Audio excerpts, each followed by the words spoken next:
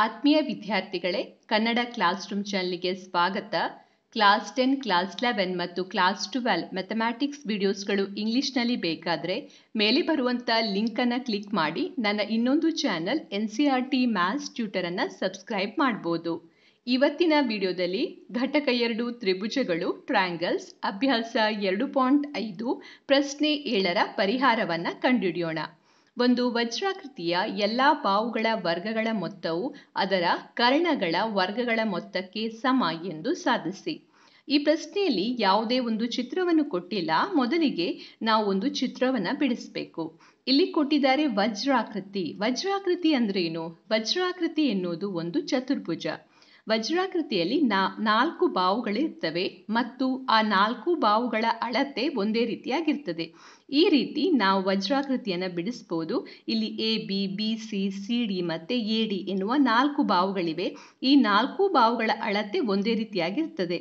ಹಾಗೆ ವಜ್ರಾಕೃತಿಯಲ್ಲಿ 2 ಕರ್ಣಗಳಿರ್ತವೆ. ಈಗ ಇಲ್ಲಿ ನೀವು ಗಮನಿಸಬಹುದು AC ಮತ್ತು BD.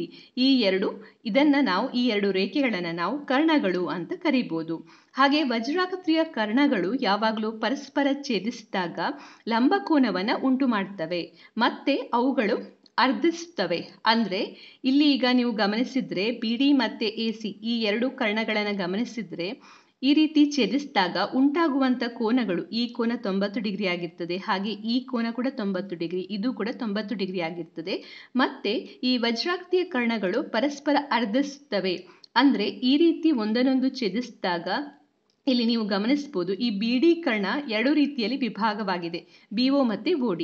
ಇದರ ಅಳತೆ ಮತ್ತೆ ಇದರ ಅಳತೆ ಒಂದೇ ರೀತಿಯಾಗಿರ್ತದೆ. ಹಾಗೆ AO = OC ಆಗಿರ್ತದೆ. ಇದು ವಜ್ರಾಕೃತಿಯ ಗುಣಲಕ್ಷಣ. ಈ ಗುಣಲಕ್ಷಣಗಳನ್ನು ಉಪಯೋಗಿಸಿ ನಾವು ಈಗ ಈ ಪ್ರಶ್ನೆಯನ್ನ ಸಾಧಿಸಬಹುದು. ಮೊದಲಿಗೆ ಇಲ್ಲಿ ನಾನು ಇದೇ ಚಿತ್ರವನ್ನ ಇಲ್ಲಿ ಬಿಡಿಸಿದ್ದೇನೆ. ಇದೊಂದು ವಜ್ರಾಕೃತಿ. ಇಲ್ಲಿ 4 ಬಾಹುಗಳ ಅಳತೆ ಒಂದೇ ರೀತಿಯಾಗಿರ್ತದೆ. ಹಾಗೆ AC ಮತ್ತು BD ಕರ್ಣ. ನಮಗೆ ಪ್ರಶ್ನೆಯಲ್ಲಿ ಏನು ಕೊಟ್ಟಿದ್ದಾರೆ ಅದನ್ನು ಬರೆಯುವ, ಅದನ್ನು ನಾವು ದತ್ತ ಅಂತ ಹೇಳ್ತೇವೆ.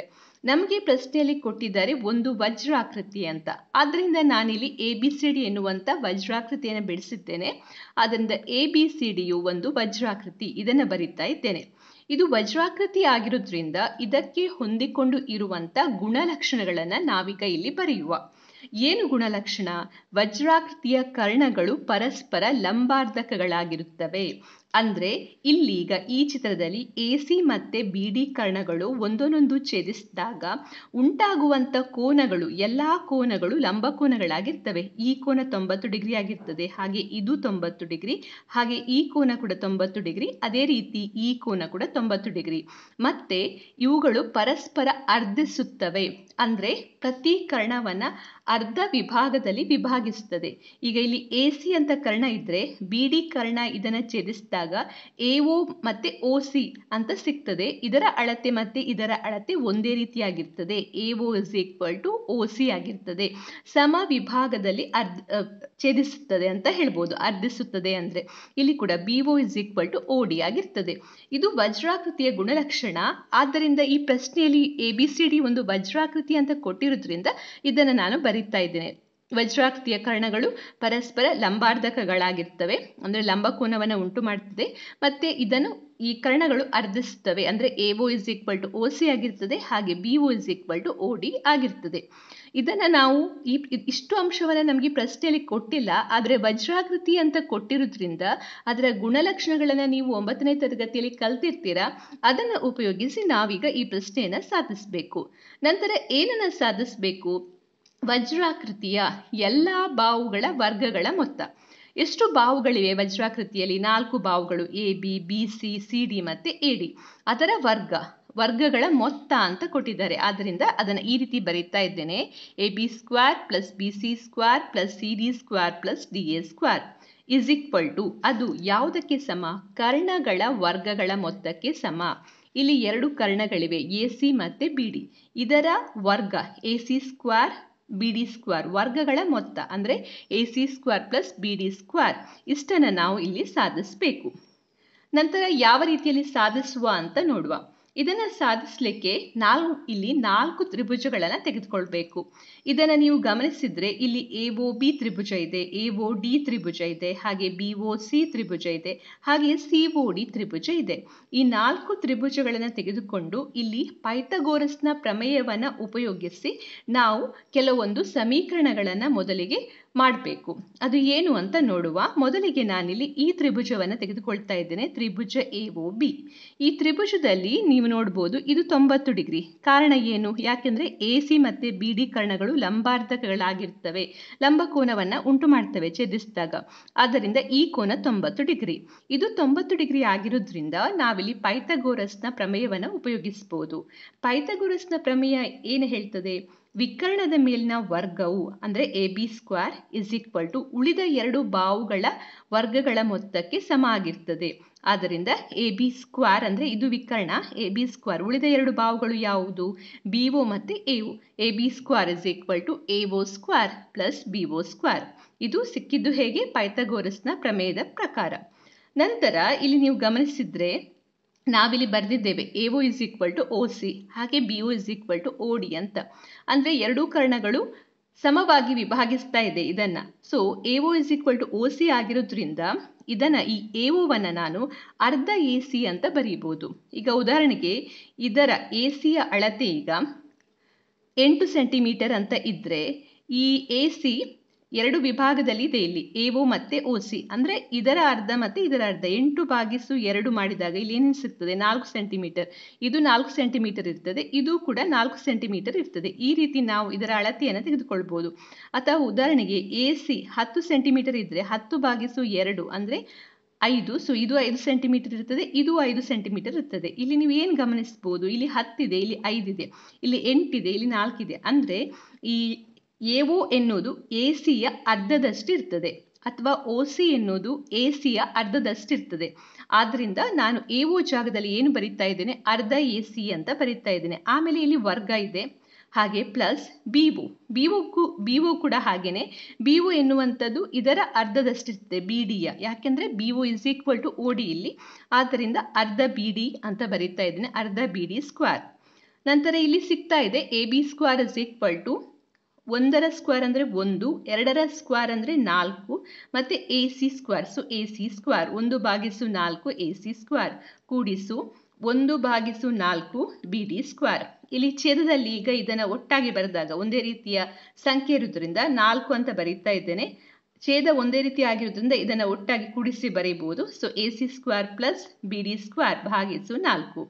ಸೊ ಈ 4ನ್ನ ಈ ಕಡೆಗೆ ತೆಗೆದುಕೊಂಡು ಬಂದಾಗ ಇದು ಭಾಗಿಸು ಇರುವುದರಿಂದ ಈ ಕಡೆಗೆ ಬಂದಾಗ ಗುಣಿಸು ಆಗ್ತದೆ. So 4AB² AC² plus BD². ಇದನ್ನ ಸಮೀಕರಣ 1 ಆಗಿ ತೆಗೆದುಕೊಳ್ಳುವ. ಅದೇ ರೀತಿ ಈಗ ನಾನು ಇನ್ನೊಂದು ತ್ರಿಭುಜವನ್ನು ತೆಗೆದುಕೊಳ್ತಾ ಇದ್ದೇನೆ. ಯಾವುದು? ಈ ತ್ರಿಭುಜ BOC.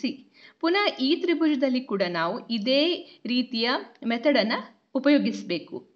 ಈಗ ಈ BOC ತ್ರಿಭುಜವನ್ನು ನೋಡಿದರೆ ಇಲ್ಲಿ ಕೂಡ ಹಾಗೆ ಈ ಕೋನ BOC ಎನ್ನುವುದು 90 ಡಿಗ್ರಿ ಆಗಿದೆ. ಇದು 90 ಡಿಗ್ರಿ ಆಗಿರೋದ್ರಿಂದ ಇಲ್ಲಿ ನಾವು ಪೈಥಾಗೋರಸ್ನ ಪ್ರಮೇಯವನ್ನು ಉಪಯೋಗಿಸಬಹುದು. ಇದು 90 ಡಿಗ್ರಿ ಆದರೆ ಇದು ವಿಕರ್ಣ ಆಗ್ತದೆ. ಸೊ ವಿಕರ್ಣದ ವರ್ಗಗಳ ಮೊತ್ತವು ಉಳಿದ 2 ಬಾಹುಗಳ ವರ್ಗಗಳ ಮೊತ್ತಕ್ಕೆ ಸಮ. ಆದ್ದರಿಂದ ತ್ರಿಭುಜ BOCಯಲ್ಲಿ ಕೋನ BOC 90 ಡಿಗ್ರಿ. ಪೈಥಾಗೋರಸ್ನ ಪ್ರಮೇಯದ ಪ್ರಕಾರ ನಮಗೆ ಇಲ್ಲಿ ಸಿಗ್ತಾ ಇದೆ BC² OB² ಪ್ಲಸ್ OC². ಪುನಃ ಇಲ್ಲಿ ಅದೇ ವಿಧಾನವನ್ನು ಉಪಯೋಗಿಸಬೇಕು. OB ಅಂದ್ರೆ ಏನು? ಈಗ OB ಅಂತ ತೆಗೆದುಕೊಂಡ್ರೆ ಇದು BDಯ ಅರ್ಧದಷ್ಟು ಇರ್ತದೆ. ಹಾಗೆ OC ನಾನು ಇಲ್ಲಿ ಮೊದಲೇ ಹೇಳಿದೆ, OCಯನ್ನು ತೆಗೆದುಕೊಂಡ್ರೆ ACಯ ಅರ್ಧದಷ್ಟು ಇರ್ತದೆ. ಇಲ್ಲಿ ನಾವು ನೋಡಿದ್ದೇವೆ 8 ಅಂತಿದ್ರೆ 4 ಸಿಗ್ತದೆ, 10 ಅಂತಿದ್ರೆ 5 ಸಿಗ್ತದೆ. ಸೊ OCಯನ್ನು ಅರ್ಧ AC ಅಂತ ಬರೀಬಹುದು. ಹಾಗೆ ಇಲ್ಲಿ OB ಇದೆ, OBಯನ್ನು ಅರ್ಧ BD ಅಂತ ಬರೀಬಹುದು. ಅದನ್ನು ಬರೀತಾ ಇದ್ದೇನೆ. OBಯ ಜಾಗದಲ್ಲಿ ಅರ್ಧ BD, ಹಾಗೆ OCಯ ಜಾಗದಲ್ಲಿ ಅರ್ಧ AC. ಈಗ ಇಲ್ಲಿ ಸಿಗ್ತಾ ಇದೆ. ಪುನಃ ಇಲ್ಲಿ ಅದೇ ರೀತಿ ವರ್ಗ ಮಾಡಬೇಕು. 1ರ ವರ್ಗ ಭಾಗಿಸು 2ರ ವರ್ಗ 1/4 BD² ಕೂಡಿಸು 1/4 AC². ಇಲ್ಲಿ ಛೇದ ಒಂದೇ ಇರುವುದರಿಂದ ನಾವಿದನ್ನು ಒಟ್ಟಾಗಿ ಕೂಡಿಸಿ ಬರೀಬಹುದು. BC² BD² plus AC² divided by 4. So ಇದನ್ನ ಈ ಕಡೆಗೆ ತೆಗೆದುಕೊಂಡು ಬಂದಾಗ 4 BC² BD² ಪ್ಲಸ್ AC². ಇದನ್ನ ಸಮೀಕರಣ 2 ಆಗಿ ತೆಗೆದುಕೊಳ್ಳುವ. ಇದೇ ರೀತಿ ನಾವು ಈ 2 ತ್ರಿಭುಜದಲ್ಲಿ ಕೂಡ ಮಾಡಬೇಕು. ಈ 2 ತ್ರಿಭುಜದಲ್ಲಿ ಮಾಡಿದಾಗ ಕೂಡ ನಮಗೆ ಇಲ್ಲಿ ಈ ತ್ರಿಭುಜ ಮತ್ತೆ ಈ ತ್ರಿಭುಜದಲ್ಲಿ ಮಾಡಿದಾಗ ಇಲ್ಲಿ ಮಾಡಿದಾಗ AD square is equal to ಪುನಃ AC square plus BD square ಅಂತ ಸಿಗ್ತದೆ. ಹಾಗೆ ಇಲ್ಲಿ CD square is equal to AC square plus BD square ಅಂತ ಸಿಗ್ತದೆ. ಹಾಗೆ 4 ಸಮೀಕರಣಗಳು ಸಿಗ್ತದೆ. ನೀವು ಬೇಕಾದರೆ ಇಷ್ಟನ್ನ ಮಾಡಿ ಅದೇ ರೀತಿ ಅಂತ ಉಳಿದ ಸಮೀಕರಣಗಳನ್ನು ಬರೆದು ಮತ್ತೆ ಕೊನೆಯ ಉತ್ತರವನ್ನು ಕಂಡುಹಿಡಿಬಹುದು. ಅಥವಾ ಬೇಕಾದರೆ ನಾನು ಇದನ್ನು ಕೂಡ ಇಲ್ಲಿ ಮಾಡಿ ತೋರಿಸ್ತೇನೆ ಇದರಲ್ಲಿ ಏನು ಬರ್ತದೆ ಅಂತೇಳಿ. ಈಗ ತ್ರಿಭುಜ AOD ಹಾಗೆ CODಯಲ್ಲಿ ಇದೇ ವಿಧಾನವನ್ನು ಉಪಯೋಗಿಸುವ. ಸೊ ತ್ರಿಭುಜ DOC ಅನ್ನು ತೆಗೆದುಕೊಳ್ತಾ ಇದ್ದೇನೆ. ಇಲ್ಲಿ ಈ ಕೋನ 90 ಡಿಗ್ರಿ, ಆದ್ದರಿಂದ ಇಲ್ಲಿ ಪೈಥಾಗೋರಸ್ ಪ್ರಮೇಯದ ಪ್ರಕಾರ ಇದು ವಿಕರ್ಣ. So DC square is equal to CO square plus OD square. ಆಮೇಲೆ OC ಅಂದರೆ ಅರ್ಧ AC ಅಂತ ಬರೀಬಹುದು, ಹಾಗೆ OD ಅನ್ನು ಅರ್ಧ BD ಅಂತ ಬರೀಬಹುದು. ಅದನ್ನು ಬರೀತಾ ಇದ್ದೇನೆ. OCಯ ಜಾಗದಲ್ಲಿ ಅರ್ಧ AC ಹಾಗೆ ODಯ ಜಾಗದಲ್ಲಿ ಅರ್ಧ BD. So CD square is equal to ಇಲ್ಲಿ ವರ್ಗ ಮಾಡಿದಾಗ 2ರ ಸ್ಕ್ವೇರ್ ಅಂದರೆ 4, 1/4 AC square plus 1/4 BD square. ಪುನಃ ಇಲ್ಲಿ ಛೇದ ಒಂದೇ ಆಗಿರೋದ್ರಿಂದ ಇದೆರಡನ್ನ ಕೂಡಿಸಿ ಬರೀಬಹುದು. So CD square is equal to AC square plus BD square ಭಾಗಿಸು 4. ಈ 4ನ್ನ ಎಡಗಡೆಗೆ ತೆಗೆದುಕೊಂಡು ಹೋದಾಗ ಗುಣಿಸು ಆಗ್ತದೆ. So 4 CD square is equal to AC square plus BD square. ಇದನ್ನು ಸಮೀಕರಣ 3 ಆಗಿ ತೆಗೆದುಕೊಳ್ಳುವ. ಆಮೇಲೆ ಉಳಿದಿರುವ ಕೊನೆಯ ತ್ರಿಭುಜ AOD ಅನ್ನು ತೆಗೆದುಕೊಳ್ತಾ ಇದ್ದೇನೆ. ಇದರಲ್ಲಿ ಕೂಡ ಈ ಕೋನ 90 ಡಿಗ್ರಿ. ಸೊ ಈ ಕೋನಕ್ಕೆ ಅಭಿಮುಖವಾಗಿರುವ ಬಾವು ಯಾವುದು? AD. ಇದು ವಿಕರ್ಣ. ಸೊ ಇದರ ವರ್ಗವು ಉಳಿದ 2 ಬಾವುಗಳ ವರ್ಗಗಳ ಮೊತ್ತಕ್ಕೆ ಸಮ. ಯಾವ ನಿಯಮವನ್ನು ಉಪಯೋಗಿಸ್ತಾ ಇದ್ದೇವೆ? ಪೈಥಾಗೋರಸ್ನ ಪ್ರಮೇಯವನ್ನು ಉಪಯೋಗಿಸ್ತಾ ಇದ್ದೇವೆ. ಆದ್ದರಿಂದ ಇಲ್ಲಿ ಸಿಗ್ತಾ ಇದೆ AD square is equal to AO square plus OD square. ಪುನಃ AOವನ್ನು ನಾವು ಅರ್ಧ AC ಅಂತ ಬರೀಬಹುದು. ಯಾಕೆಂದ್ರೆ ಇಲ್ಲಿ AO is equal to OC ಆಗಿದೆ. ಹಾಗೆ ಇಲ್ಲಿ BO is equal to OD ಆಗಿರೋದ್ರಿಂದ ಇಲ್ಲಿರುವಂಥ ODಯನ್ನು ನಾವು ಅರ್ಧ BD ಅಂತ ಬರೀಬಹುದು. ಹಾಗಾಗಿ ಇಲ್ಲಿ AO ಜಾಗದಲ್ಲಿ ಅರ್ಧ AC ಅಂತ ಬರೀತಾ ಇದ್ದೇನೆ, OD ಜಾಗದಲ್ಲಿ ಅರ್ಧ BC ಅಂತ ಬರೀತಾ ಇದ್ದೇನೆ. ಆಮೇಲೆ ವರ್ಗ ತೆಗೆದಾಗ ಇಲ್ಲಿ ಸಿಗ್ತಾ ಇದೆ AD square is equal to 1/2ರ ಸ್ಕ್ವೇರ್ ಅಂದರೆ 4 AC square plus 1/4 BD square. ಪುನಃ ಇಲ್ಲಿ ಛೇದ ಒಂದೇ ರೀತಿ ಇದೆ. So AD square is equal to AC square plus BD square ಭಾಗಿಸು 4. ಈ 4ನ್ನ ಈ ಕಡೆಗೆ ತೆಗೆದುಕೊಂಡು ಹೋದಾಗ ಗುಣಿಸು ಆಗ್ತದೆ. So 4 AD square is equal to AC square plus BD square. ಇಲ್ಲಿಗ ನಮಗೆ 4 ಸಮೀಕರಣಗಳು ಸಿಕ್ಕಿದೆ. ಹಿಂದಿನ ಪುಟದಲ್ಲಿ ಸಿಕ್ಕಿರುವಂಥ 2 ಸಮೀಕರಣಗಳನ್ನು ನಾನು ಇಲ್ಲಿ ಬರೆದಿದ್ದೇನೆ. ಹಾಗೆ ಇಲ್ಲಿ ಪುನಃ ನಮಗೆ 2 ಸಮೀಕರಣಗಳು ಸಿಕ್ಕಿದೆ. ಒಟ್ಟಿಗೆ 4 ಸಮೀಕರಣಗಳಿವೆ. ಈ 4 ಸಮೀಕರಣಗಳನ್ನು ನಾವೀಗ ಕೂಡಿಸುವ. 1 2 1 ಪ್ಲಸ್ 2 ಪ್ಲಸ್ 3 ಪ್ಲಸ್ 4 ಮಾಡಬೇಕು. ಈಗ ಆ ರೀತಿ ಮಾಡಿದಾಗ ಏನಾಗ್ತದೆ ಅಂತ ನೋಡುವ. ಮೊದಲಿಗೆ ಎಡಬದಿಯ ಸಂಖ್ಯೆಗಳನ್ನು ತೆಗೆದುಕೊಳ್ಳುವ. ಈಗ ಸಮೀಕರಣ 1ರಲ್ಲಿ ಎಡಬದಿಯಲ್ಲಿ 4AB ಸ್ಕ್ವೇರ್ ಅಂತ ಇದೆ, ಅದನ್ನು ಬರೀತಾ ಇದ್ದೇನೆ. ಪ್ಲಸ್ ಸಮೀಕರಣ 2ರಲ್ಲಿ 4BC ಸ್ಕ್ವೇರ್, ಹಾಗೆ ಸಮೀಕರಣ 3ರಲ್ಲಿ 4CD ಸ್ಕ್ವೇರ್, ಪ್ಲಸ್ ಸಮೀಕರಣ 4ರಲ್ಲಿ 4AD square is equal to, ಈಗ ಬಲ ಕಡೆ ಇರುವಂಥ ಅಂಶಗಳನ್ನು ಬರೆಯುವ. ಇಲ್ಲಿ ಇದೆ AC square plus BD square. ಸಮೀಕರಣ 2ರಲ್ಲಿ ಪುನಃ ಇದೆ AC square plus BD square. ಸಮೀಕರಣ 3ರಲ್ಲಿ ಇದೆ AC square plus BD square. ಹಾಗೆ ಸಮೀಕರಣ 4ರಲ್ಲೂ ಕೂಡ ಇದೆ AC square plus BD square. ಈಗ ಕೂಡಿಸಿದಾಗ ಇಲ್ಲಿ 4 ಎಲ್ಲ ಸಂಖ್ಯೆಗಳಲ್ಲಿ ಇರುವುದರಿಂದ ಅದನ್ನು ಹೊರಗೆ ತೆಗಿತಾ ಇದ್ದೇನೆ 4ನ್ನ. ಆಗ ಇಲ್ಲಿ ಉಳಿತಾ ಇದೆ AB square plus BC square plus CD square plus AD square is equal to, ಇಲ್ಲಿ AC square AC square AC square AC square 4 ಸಲ ಇದೆ. ಆದ್ದರಿಂದ ಒಟ್ಟಾಗಿ ಕೂಡಿಸಿ ಅದನ್ನು 4AC ಸ್ಕ್ವೇರ್ ಅಂತ ಬರೀತಾ ಇದ್ದೇನೆ. ಕೂಡಿಸು BD ಸ್ಕ್ವೇರ್ ಕೂಡ ಹಾಗೇನೆ 4 ಸಲ ಇದೆ, 1 2 3 4. So 4BD square. ಇದರಲ್ಲಿ ಕೂಡ 4ನ್ನ ಹೊರಗೆ ತೆಗೆದಾಗ ಇಲ್ಲಿ ಉಳಿತಾ ಇದೆ AC square plus BD square. ಇಲ್ಲಿ ಕೂಡ 4 ಇದೆ, ಇಲ್ಲಿ ಕೂಡ 4 ಇದೆ. ಇದನ್ನು ನಾವು ಕ್ಯಾನ್ಸಲ್ ಮಾಡಬಹುದು. ಯಾಕೆಂದರೆ ಈ 4ನ್ನು ನೀವು ಈ ಕಡೆಗೆ ತೆಗೆದುಕೊಂಡು ಬಂದರೆ ಆಗ ಅದು 4/4 ಆಗ್ತದೆ. ಆಗ ಉಳಿಯುವಂಥದ್ದೇನು 1. ಅಥವಾ ಈ 4ನ್ನು ಈ ಕಡೆಗೆ ತೆಗೆದುಕೊಂಡು ಬಂದರೂ ಆಗ್ತದೆ. ಆಗ ಕೂಡ ಹಾಗೆ 4/4 ಅಂದರೆ 1 ಉಳಿತದೆ.